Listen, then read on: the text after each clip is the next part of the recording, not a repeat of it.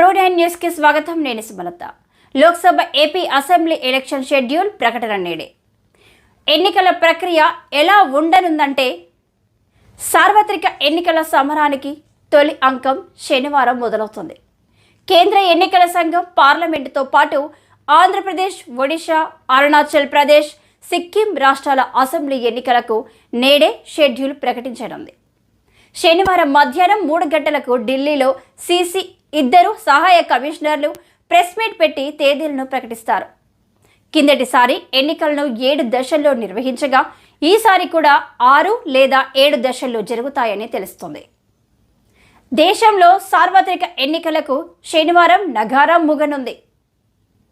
అతిపెద్ద ప్రజాస్వామ్య పండుగ లోక్సభ ఎన్నికలకు షెడ్యూల్ శనివారం మధ్యాహ్నం 3 గంటలకు ఈసీ విడుదల చేయనుంది. విజ్ఞాన్ భవన్ ప్లీనరీ హాల్లో జరిగే మీడియా సమావేశంలో కేంద్ర ఎన్నికల సంఘం ఈసీఐ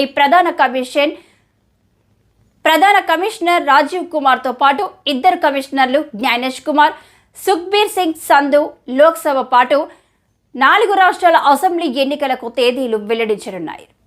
18వ లోక్సభ ఆంధ్రప్రదేశ్, ఒడిశా, అరుణాచల్ ప్రదేశ్, సిక్కిం రాష్ట్రాల అసెంబ్లీలకు ఎన్నికలు జరగనున్నాయి.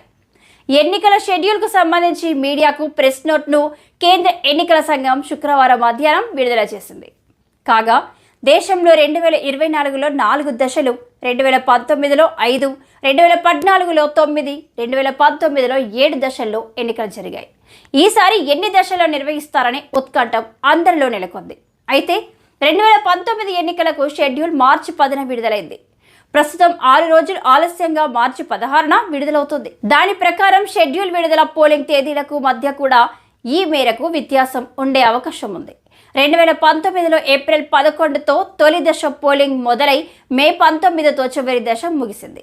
2 రాష్ట్రాల్లో ఎన్నికలను తొలి దశలోనే నిర్వహించారు. మే 23న ఓట్లను లెక్కించి ఫలితాలను వెల్లడించారు.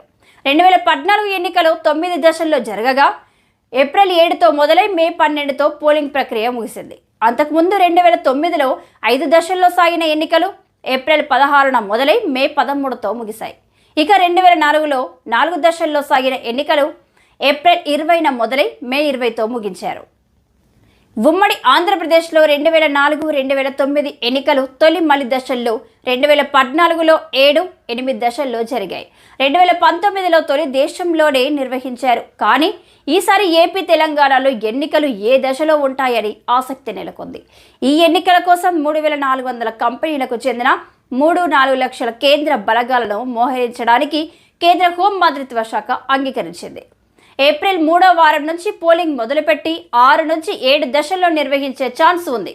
నెల రోజుల్లో పాటు పోలింగ్ ప్రక్రియ జరిగే అవకాశం ఉందని విశ్వసనీయ వర్గాలు వెల్లడించాయి.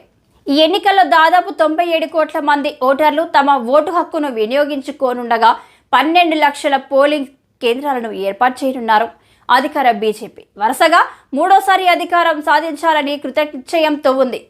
ఇక 2014, 2019లో వరుసగా దారుణ పరాజయాలతో డీలాపడ్డ ప్రతిపక్ష కాంగ్రెస్కు ఇవి చావో రేవో. లోక్సభ కాల పరిమితిని జూన్ 16తో ముగియనుండగా ఆంధ్రప్రదేశ్ అసెంబ్లీ జూన్ 11న, ఒడిశా 24న, అరుణాచల్ ప్రదేశ్, సిక్కిం జూన్ 2న ముగియనున్నాయి.